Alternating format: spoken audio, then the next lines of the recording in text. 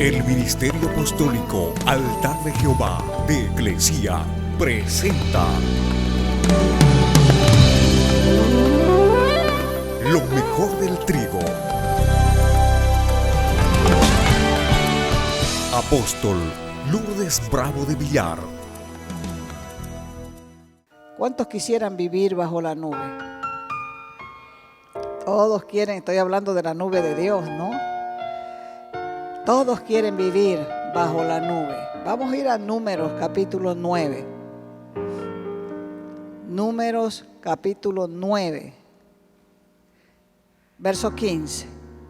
Comienza diciendo así la Escritura: el día en que fue erigido, o fue levantado, o fue alzado el tabernáculo, la nube cubrió el tabernáculo. El tabernáculo, que era la tienda del testimonio, la tienda del testimonio fue cubierto por la nube.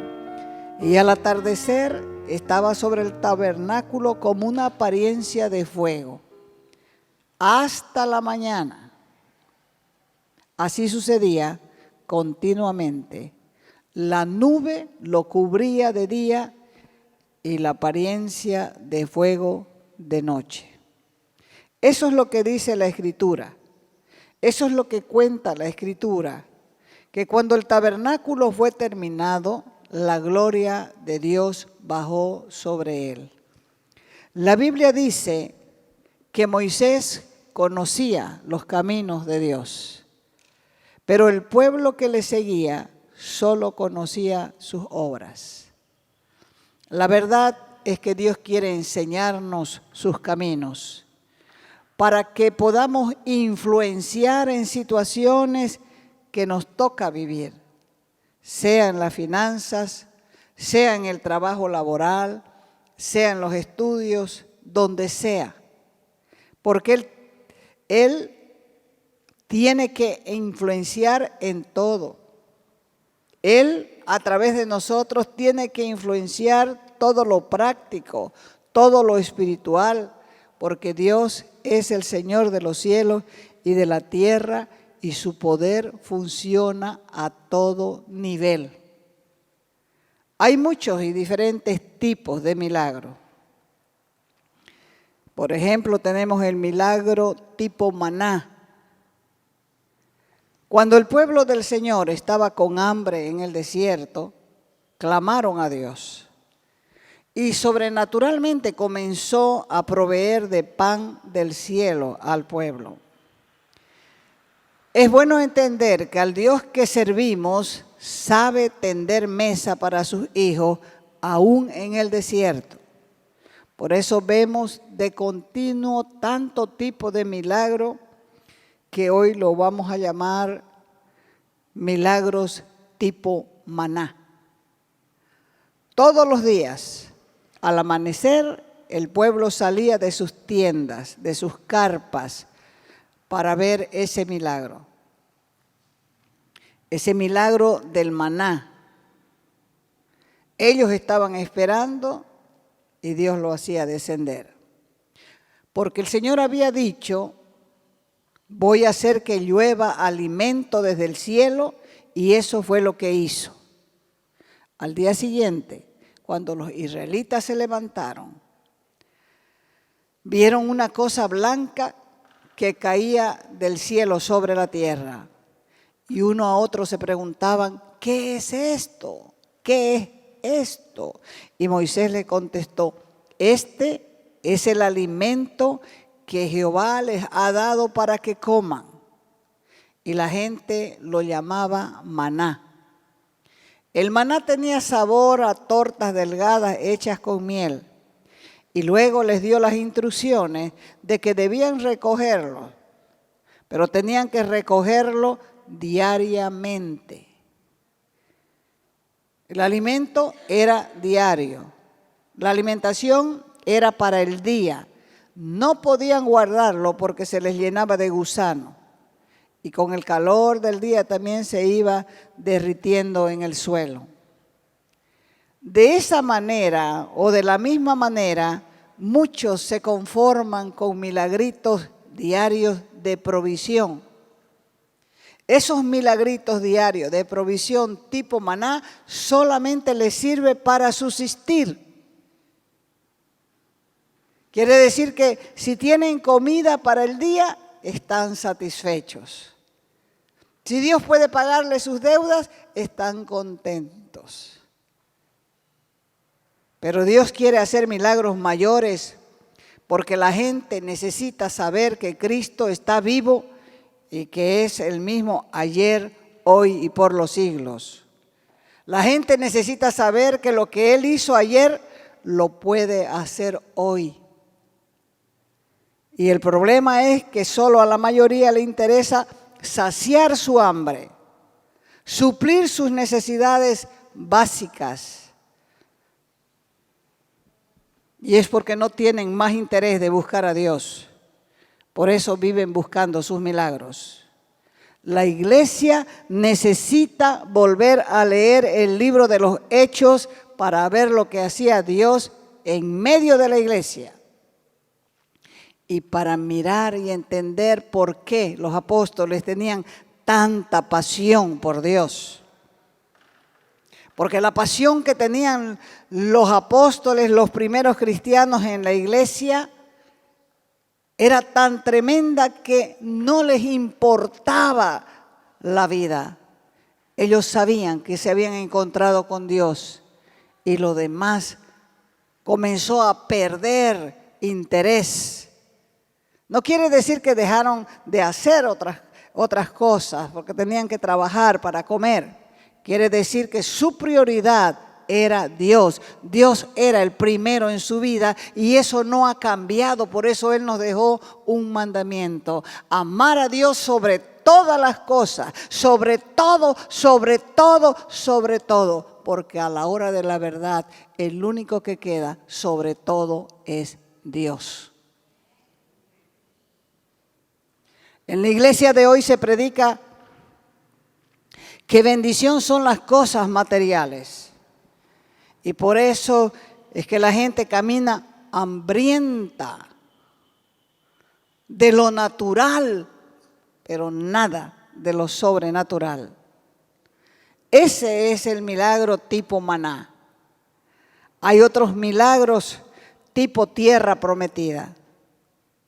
Estos milagros tipo tierra prometida van más allá de lo necesario, pero para poder recibirlos hay que descubrirlos para poseerlos. Significa que se necesita revelación. La revelación significa ver por primera vez algo que has buscado por mucho tiempo. Y en el momento en que comprendes una situación y lo que esperabas se hace evidente, entonces comienzas a pensar y decir: yo no entendía que las cosas de Dios eran así. La tierra prometida es la tierra que Dios le prometió a Abraham. Y cuando Abraham caminó por ella de un lado a otro, Dios no le dio ni un metro para él. Pero de ahí en adelante se convirtió en la tierra de la promesa, en la tierra prometida. Y dice el libro de Hebreos que Abraham comenzó a caminar esperando ver la ciudad que tiene fundamentos eternos. En sentido espiritual, vemos que la tierra prometida es precisamente ese estado de gracia. Ese estado de gracia que Dios nos da cuando creemos en Él, cuando le amamos con todo nuestro corazón. Y ahí decimos: ah, así es la cosa. Yo no lo entendía, pero ahora que lo entiendes, se activa. Comienzas a revivir tu fe y eso te mueve a confiar en un Dios que no miente. Pero necesitas creer y confiar para poseer, porque esa es la fe. La fe es esperar lo que no vemos. Eso es fe, porque si vemos, ya no tenemos que esperar. No es fe. El reino tiene mecanismos para que puedas introducirte en él. En primer lugar, al reino se entra solo. No se entra en familia, no se entra en comparsa, no se entra con los compañeros, no se entra con el cónyuge, no se entra con los hijos, se entra solo. Entonces, para que puedas entrar, tienes que agacharte. Porque si vas con la cara en alto, orgulloso, no vas a poder entrar. Por eso el Señor dijo que la puerta es estrecha. Y en una puerta estrecha uno tiene que agacharse para entrar. Y cuando está hablando del reino, quiere decir que tienes que arrepentirte para poder entrar en él. Y entonces cuando entras, desde ahí para adelante, el Señor te acompaña. Comienzas a comprender las cosas que no entendías antes. Comienzas a saber que hay tipos de milagros y que poco a poco te van situando en un nivel de revelación en el reino que va a cambiar toda tu vida. La persona que recibió un milagro de sanidad de Dios jamás va a volver a decir que Dios no hace milagros de sanidad. La persona que recibió una provisión de dinero para pagar deudas jamás va a volver a decir que Dios no es proveedor. ¿Por qué? Porque lo ha probado con la experiencia, a través de la experiencia. ¿Y qué es el reino? Es una porción de territorio. Y cuando hablamos de un territorio, hablamos también de influencia. Y Dios quiere darte un territorio. Hablando de influencia, donde hay males que abundan, es más grande el amor de Dios. Porque donde abunda el pecado, sobreabunda la gracia. Esto quiere decir que si conquistamos el territorio, vamos a derrotar la influencia negativa que hay en ese territorio. Por eso cuando Jesús vino, dijo, el reino de los cielos se ha acercado. Porque Él estaba entrando en un territorio que había sido ocupado. Y Él venía a recuperar su territorio. Nosotros somos el territorio que Dios desea recuperar.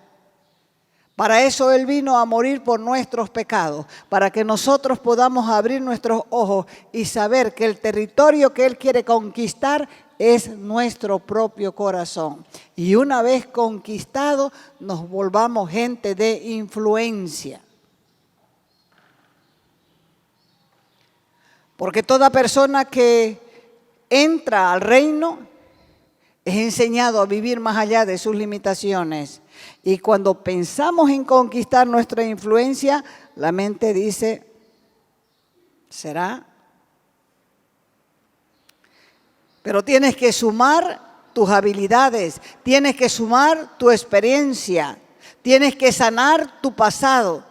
Y ya no tienes que esperar nada, te conviertes en una persona de influencia, porque el pecado que Dios perdonó nunca jamás te lo recordará otra vez.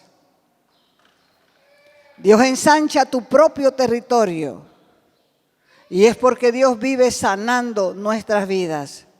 Y cuando nosotros comenzamos a aceptar lo que Dios ha dicho de nosotros, vamos a poder ver cosas mayores, porque mayor es el que está en nosotros que el que está en el mundo. Eso hay que entenderlo, no solamente hay que hablarlo, hay que entenderlo para vivirlo, porque Dios todavía sigue trabajando en nosotros. A veces los amigos, la parentela dice, pero no se ve, sigue mal, yo lo veo aburrido, yo la veo aburrida, yo la veo amargada, porque ellos no están viendo lo que Dios está viendo. Y desde el momento que nosotros nos convertimos al Señor, Él comienza un trabajo y es hasta que lo termina. Y lo va a terminar cuando nosotros estemos en su presencia.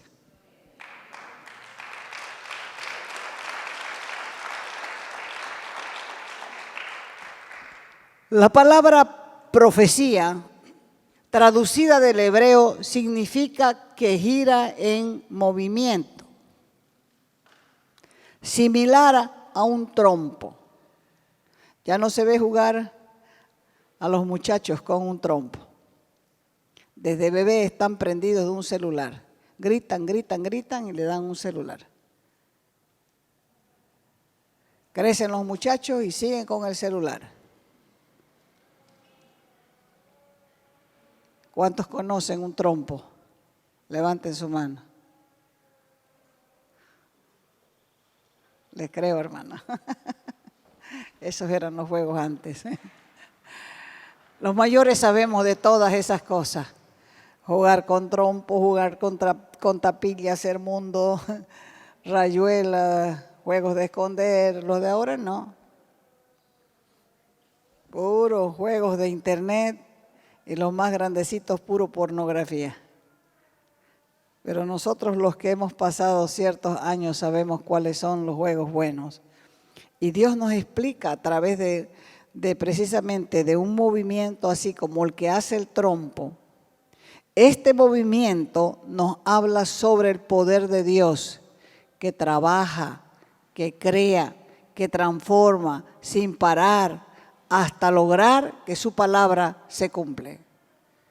Por eso dice él que comenzó en ustedes la buena obra, la perfeccionará hasta el día de Jesucristo. Y también dice la Escritura en el principio, ¿cómo estaba la tierra? En caos, y el Espíritu de Dios se movía en movimiento, creando. Cuando una persona o un pueblo pierde el espíritu de conquista, se desenfrena. Por eso Dios mandó al pueblo de Israel jueces. Porque el pueblo quiere vivir como bien le parece. Y eso no es correcto porque Dios nos ha dado leyes, mandamientos, ordenanzas para vivir en esta tierra. Por eso cuando el pueblo se desenfrena, Dios sigue mandando jueces para que la gente arregle sus cosas, para que levante lo que está caído, para que levante su altar de adoración personal. ¿Por qué se destruyó el altar? ¿Por qué no hay ofrenda en el altar? ¿Por qué no hay gigantes que matar? ¿Por qué hay que buscar fórmulas humanas para avanzar? Hay tres cosas que Dios quiere ensanchar. La primera es Dios quiere ensanchar tu corazón porque el corazón es el asiento de la voluntad del hombre.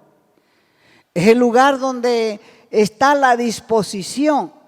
Es el lugar donde Dios quiere y puede hablar. Es el lugar donde Dios cabe. Por eso es que Él quiere ensanchar nuestro corazón. El segundo lugar que Dios quiere ensanchar es tu influencia. Que tus palabras, que tus acciones, que tus mensajes puedan llegar a otras personas, a más vidas y que tu trabajo influya en otros. Y tercero, Dios quiere ensanchar tu territorio. Lo que tenemos que pedir a Dios es un territorio. Ya sea una esquina, ya sea un barrio, ya sea una ciudad, ya sea una nación, ya sea un negocio, para lo que quieras hacer aquí en la tierra, necesitas un territorio. Dios le dio a Adán un territorio y lo perdió. Dios le dio a Josué un territorio y Josué comenzó a repartir la tierra en las 12 tribus de Israel. Inclusive Caleb, a la edad de 80 años, pidió un territorio y le dijo, tengo tal fuerza, dame ese monte que lo voy a conquistar. Porque así como yo entré como espía a la tierra de Canaán hace 40 años, ahora que tengo 80, tengo la misma fuerza. Dios ha ungido tu imaginación para darte la capacidad de visualizar lo que Él hará en tu vida. Porque Jesucristo lo dijo de esta manera: todo lo que veo, mi Padre lo hace. Y eso que mi Padre hace es lo que yo hago. Eso es lo mismo para cada uno de nosotros. Recuerde cuando David era joven.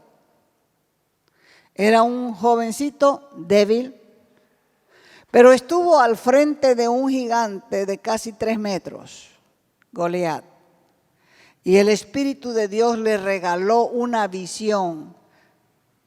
Cuando todo el mundo estaba acobardado, cuando todo el mundo estaba temeroso, Dios le regaló a este muchacho una visión. Le hizo recordar cómo había matado leones, cómo había matado osos. Y esa visión tomó el cuerpo, porque él comenzó a pensar y recordar lo que había hecho y supo que Dios estaba con él para mostrar a todos los que eran cobardes y que se autollamaban ejército de Dios y eran el ejército de Dios pero eran cobardes. Les demostró a todos ellos delante de los filisteos lo que Dios es capaz de hacer con quien quiere. Ese recuerdo y esa revelación, motivado por el Espíritu, logró esa gran victoria para que cada vez que David se sintiera débil, pudiera recordar que tenía un Dios que no falla. El ser humano generalmente, cuando tiene problemas, lo único que mira es su debilidad. Pero no sabe que la fuerza no está en la carne. La fuerza está en el Espíritu. Y donde está el Espíritu de Dios hay libertad. Donde está el Espíritu de Dios hay poder. Donde está el Espíritu de Dios hay unción. Donde está el Espíritu de Dios hay fuerza. En nosotros, vasos de barro, Él nos ha dado su Espíritu Santo. En vasos de barro, dice la Escritura, que somos nosotros, que fuimos creados de la tierra para que sepamos que el poder es de Él. No hay otra. Y vas a estar en problemas. Sí, vas a estar en problemas. Esa es la vida. El Señor dijo, en el mundo tendréis aflicción. Pero no olviden, yo he vencido el mundo. Todo lo que te ha pasado hasta ahora te iba a pasar igual. Todo. La diferencia es que ahora tienes un ayudador que está las 24 horas del día en vos para ayudarte, para fortalecerte, para recordarte y hacerte saber que estás del lado del vencedor, porque Él venció la muerte y resucitó y está sentado a la diestra de Dios Padre para interceder, dice, por nosotros.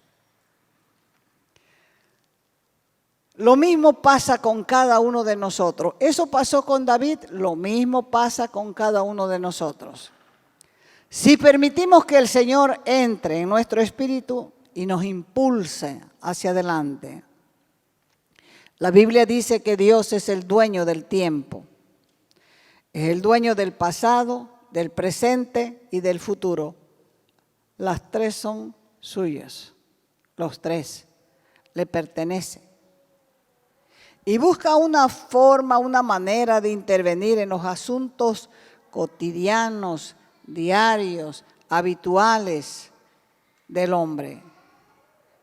Un liderazgo excelente, lo primero que hace es influir.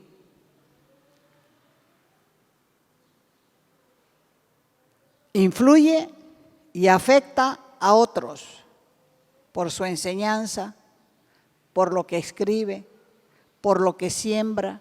Siembra ideas que otros escuchan porque saben que la bendición y la presencia de Dios está ahí. En este momento, a través de la predicación, semillas invisibles de trigo están siendo plantadas en sus corazones, para que cuando llegue el momento crítico, el momento de decisión, sepan que Dios sembró en sus corazones algo que tiene que producir fruto. Por eso nos habla de influencia, porque la influencia moviliza a otros. La influencia nos guía, nos orienta, nos da dirección, nos hace madurar y hace madurar a otros también. Y se prepara para ayudar. Génesis, capítulo 1, versos del 1 al 3. Dice así: en el principio creó Dios los cielos y la tierra.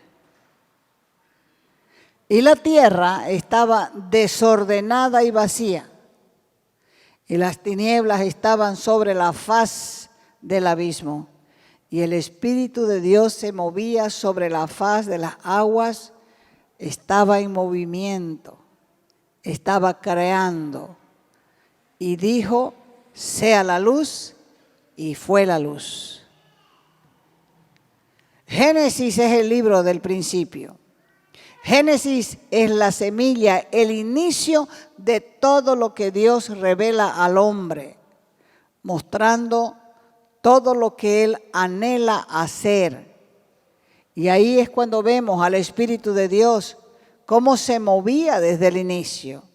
Y así, en ese movimiento, como un trompo, daba vueltas, pero mientras daba vueltas, Él estaba creando.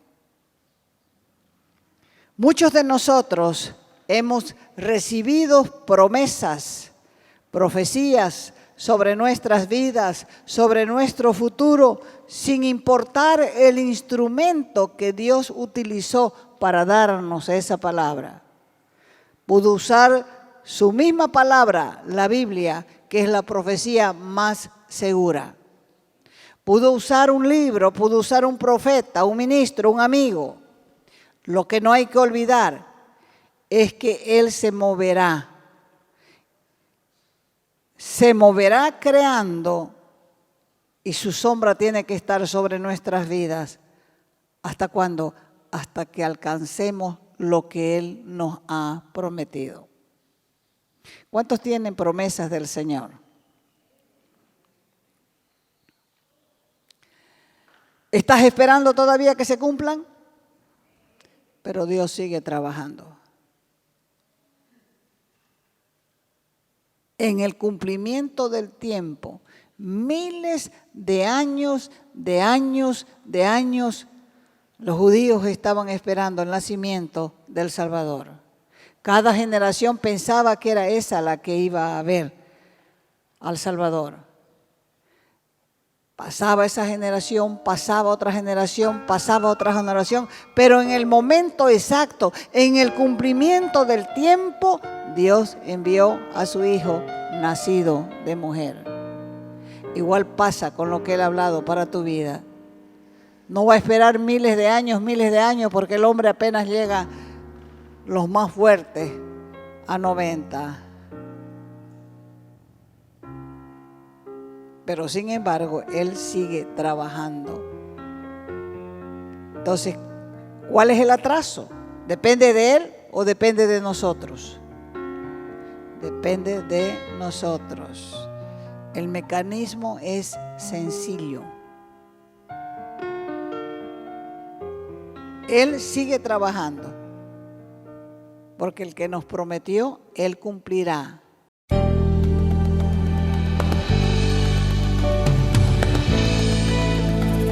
Te invitamos a nuestras conferencias los días viernes, sábados y domingos a las 20 horas y el domingo a las 10 de la mañana. calle Nicolás Suárez, esquina Félix Pinto,